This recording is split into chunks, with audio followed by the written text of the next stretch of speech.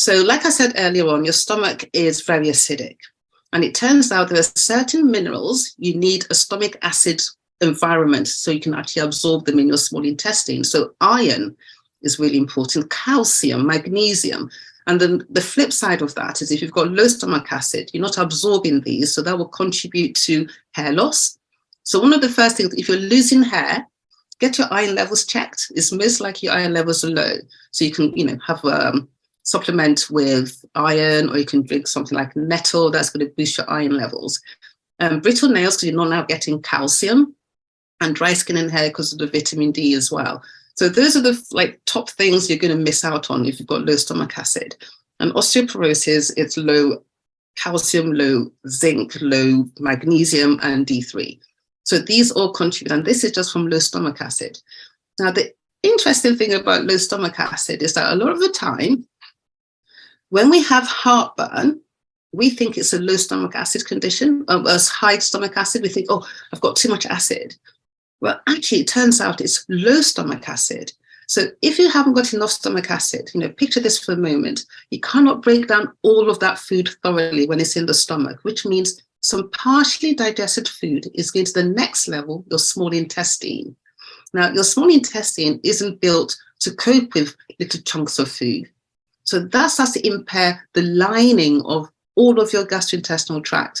And some of that partially digested food starts getting fermented by the bacteria lower down.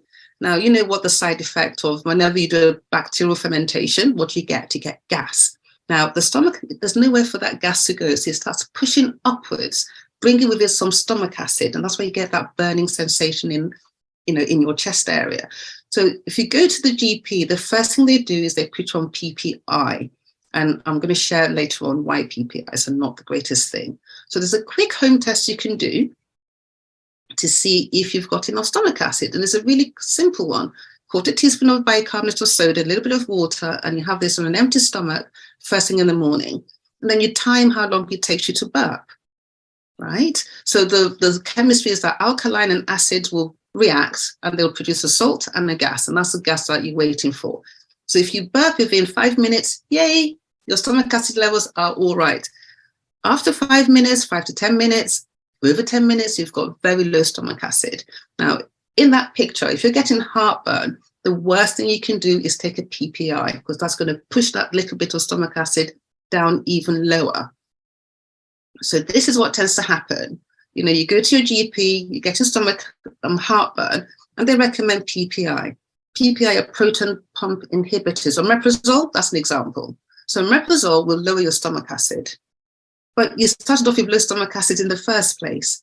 And what it does, like I told you, there's some minerals that need acid to be absorbed. So this is why you can lead to iron deficiency or B12 deficiency, brittle bones, all of these things, because you actually need that stomach acid to absorb certain nutrients.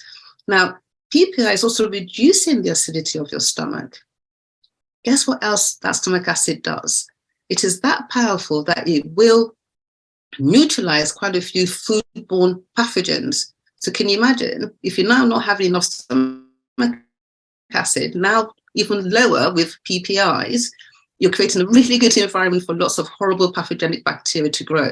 So before you get tempted to do a PPI, do the home test first to actually work out if you are low stomach acid or high stomach acid. Another test you can do if you're getting a bit of heartburn, you could just try a little bit of lemon. If it makes you feel better, you have low stomach acid. Unfortunately, if it burns a bit more, that means you have high stomach acid. You might need to have some like a quick bicarb to just tone that down, to alkaline it. Now, high stomach acid is completely different. If you test for high stomach acid, then a PPI for a short course is going to help, but only for a short course, because when you stop PPIs, you get this rebound effect, which makes it all worse again.